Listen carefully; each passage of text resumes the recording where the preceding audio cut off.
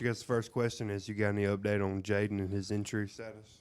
Fortunately, Jaden avoided any major injury, the way it looked, when walking out there, which it's a scary feeling, right, for the kid, his family, the coach, everybody. But he seemed to be in, pretty amount of pain. But fortunately, like I said, we had their doctor look, and then when we got back, our doctors looked at him when we got home that afternoon. And again, he's avoided any major injury in terms of going forward. He's going to be in rehab, and he'll play when he's available. We'll go to the front row with Sam in the middle, and then we'll go back over here to Colin to coach's left. If he's unable to play, just as soon as this Wednesday, how's your confidence in just guys like Jabori and maybe King Grace, who would probably have to play some more minutes if he's unable to play? Yeah, we just went through it without warning in the second half against South Carolina, where that's exactly that scenario played out, where Jabori played more minutes than probably he would have normally, and King Grace had to play some two, where he'd been playing mostly three lately anyway, and so it's just kind of a next man up mentality. It seemed like Jaden's performance from Auburn was starting to carry over in the first half against South Carolina, and obviously losing him is a big blow, but I know there's not a blueprint for the rest of the team when they see a teammate go down with a scary injury like that, but what, in your experience, has to happen to recover that and try and refocus on what the task at hand? Yeah, looking back, on it in real time, it was for that particular game, it was a pretty big gut punch. He had, like you mentioned, was playing well. He had 13 at half.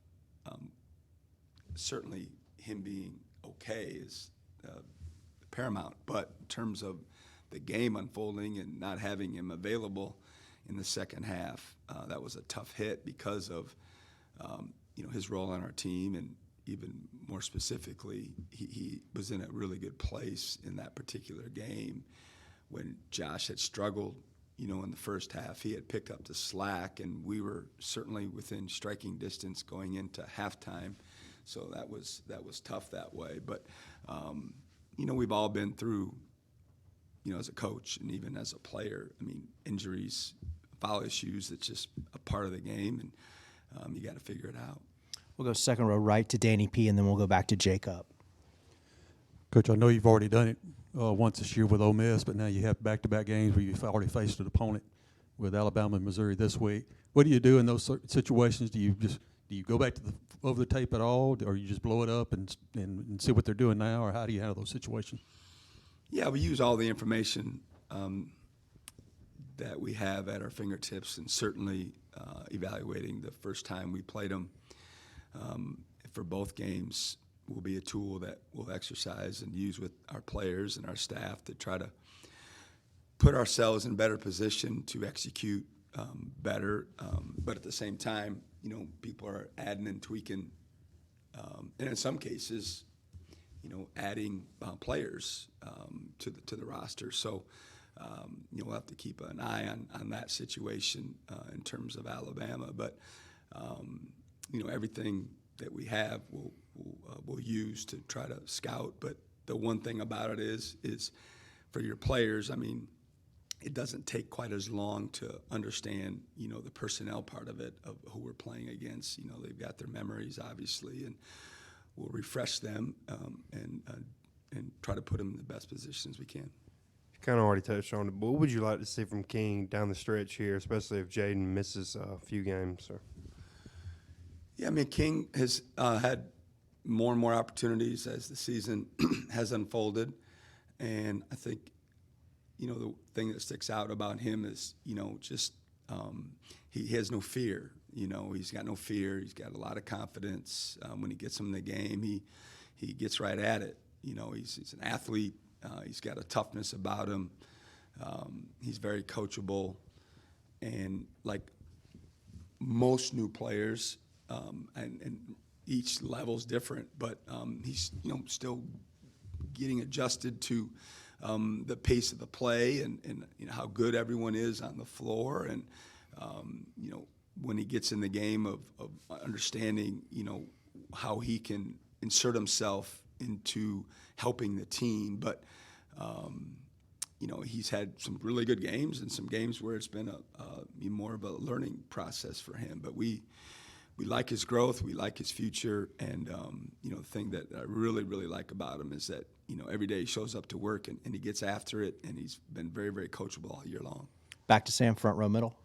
I'm guessing you haven't seen the players yet since you guys got back, but what are you just hoping to see in terms of, you know, team morale and confidence as you enter in these last 4 games of the regular season?